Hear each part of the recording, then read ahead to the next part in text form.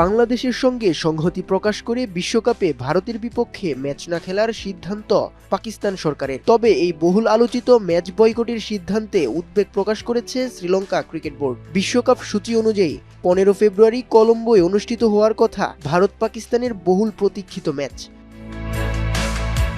এই ম্যাচকে ঘিরে টিকিট বিক্রি থেকে শুরু করে নিরাপত্তা ও লজিস্টিক্স সব ধরনের প্রস্তুতি সম্পন্ন করেছে শ্রীলঙ্কা ক্রিকেট বোর্ড। ফলে ভারত পাকিস্তানের ম্যাচ বাতিল হলে বড় ধরনের আর্থিক ক্ষতির মুখে পড়তে যাচ্ছে শ্রীলঙ্কা। শ্রীলঙ্কান ক্রিকেট বোর্ড অকপটে স্বীকারও করেছে সেই ক্ষতির কথা।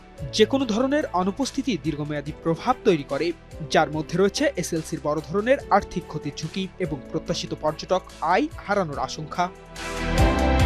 ক্রিকেটের বৃহত্তর স্বার্থ এবং নিজেদের সম্ভাব্য আর্থিক ক্ষতি বিবেচনায় নিয়ে ভারতের বিপক্ষে নির্ধারিত ম্যাচটি খেলতে পাকিস্তানের প্রতি আনুষ্ঠানিক অনুরোধ জানায় শ্রীলঙ্কা ক্রিকেট বোর্ড। বিশেষ পরিস্থিতি আমাদের দুই বোর্ডের দীর্ঘদিনের সম্পর্ক এবং ক্রিকেটের বৃহত্তর স্বার্থ বিবেচনায় নিয়ে ভারতের বিপক্ষে নির্ধারিত ম্যাচটি খেলার জন্য আমরা আপনাদের অনুরোধ করছি।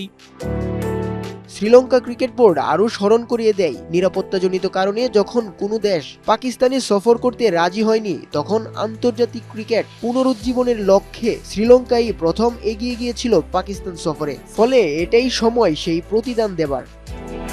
উৎস রশিদ, বিবিসি নিউজ ডেস্ক।